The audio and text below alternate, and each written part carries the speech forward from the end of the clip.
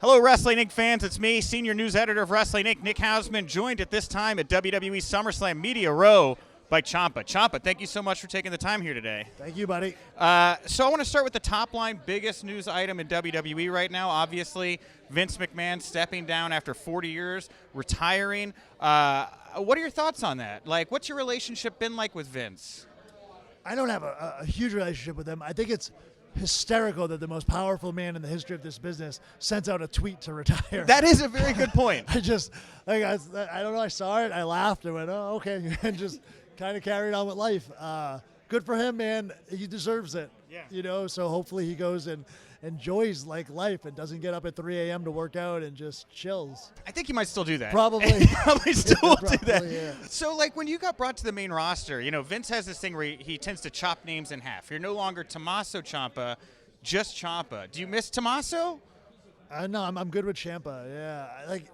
So Tommaso's my birth name. Ciampa is actually my godmother's name. So when I picked that for wrestling, there was a lot of meaning behind that for me. And the first time it was ever on the NXT title, I got uber emotional, and then it was on packaging and figures and stuff.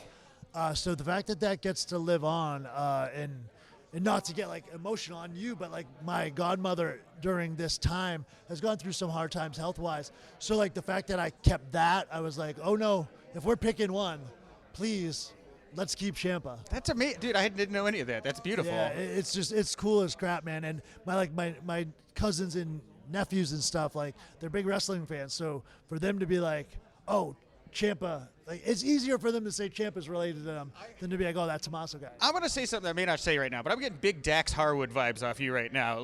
You're very tough. Dax and I, man. Yeah, we're buddies. Very tough-looking, scary man with a heart of gold here. I love you, Dax. Okay, fair enough. The other side of this with Vince stepping down, man, Triple H stepping up, right? Now the head of creative for WWE. I have to imagine you think this is a good thing for you. Obviously, Triple H booked you really, really well down at NXT. How do you feel about? Yeah, so I think I was going to do really well either way. And I don't mean to sound arrogant with that, but I think Vince was going to have just as much interest in me as a performer. I just think good is good. Yeah. And I think I'm pretty damn good at this. And I think the more opportunity I get on a microphone, in the ring, my look, my style, I think I cater really well to a guy like Vince. I think I cater really well to a guy like Triple H. So for me, it's to be honest, it's very much business as usual. I control what I can control. For sure. And everything else, it's just a matter of how you want to respond or react. I try not to react. I try to respond. And that's kind of been my MO for quite a while now. Well, you're in a really interesting pairing right now. You're with The Miz, and historically The Miz has been really good about working with guys that were really popular on the independents, great wrestlers that are trying to, elevate to that sports entertainment style. I mean, has that been the experience for you? What's it been like working with them? Yeah? Absolutely love it. Yeah, so I've always really been a big fan of The Miz. My brother is his favorite wrestler, so it's very cool for that. I think his gear is amazing, and I'm kind of piggybacking off of it for tomorrow. Oh, I was about to say, you keep teasing the gear. So freaking it. Because I'm so excited about it, it's hard to just keep it to myself. And I haven't even fully seen it yet. I've just seen glimpses. And just the color scheme, I was like, whoa, okay. And that was the direction I gave. I said, hey, whatever so we have the same seamstress. I said, whatever Miz did, do it, but for me, my way. So yeah, I'm excited. And working with him, I just remember when I had that one match with him. Was that on SmackDown maybe? I think so, yeah. I remember coming back and just going wow, Miz is freaking good. Yeah. That was my takeaway. That's not joking at all. I was like, damn, he's good at this. And now so fast forward and we're together, it's awesome. You think he's underrated?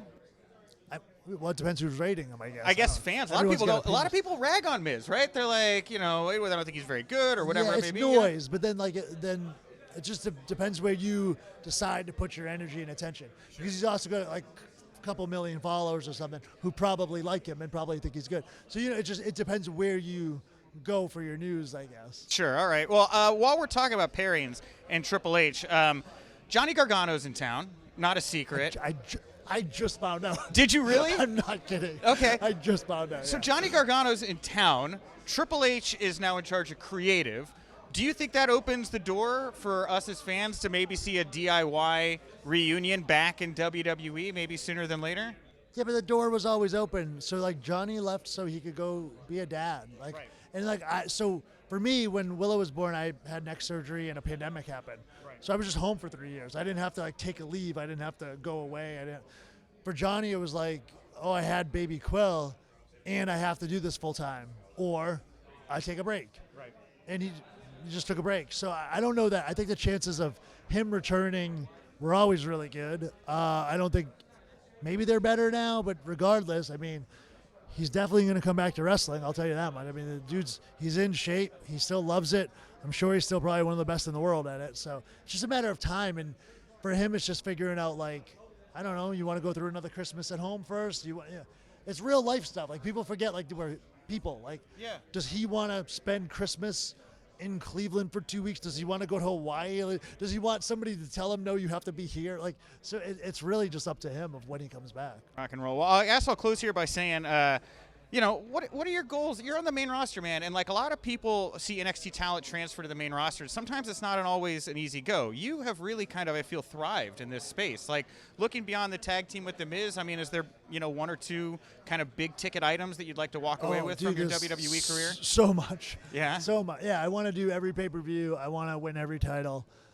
There's a plethora of guys I want to have programs with, not just matches, like programs. Like I want AJ Styles and Finn Balor and Kevin Owens and Seth Rollins, man. I've been on the road with him, and it's just like, geez, he's good. Yeah. Like, he's real. He gets it. He's good. This Randy Orton, when he gets all healthy and stuff, it comes back. It's just, Dude, you and Randy, by the way, that's the one I want to see. and I think a lot of people do. And it was like a lot of carrots were dangled in front of me to make me just go, you know what, I got to go there. Because it's more about, for me, like, I like the story of wrestling. I like the programs. I like the opponents and the matchups. And that's WWE, like Raw, SmackDown is where I thought I'd had the most opportunity to kind of do what I want to do. Yeah. And so far, yeah, it's been awesome. Like, I've been doing the stuff with Miz, and this is going to hold a really cool chapter. But the next chapter is going to be even better, I'm sure. Awesome. All right. Well, thank you so much, Ciampa. Appreciate the time.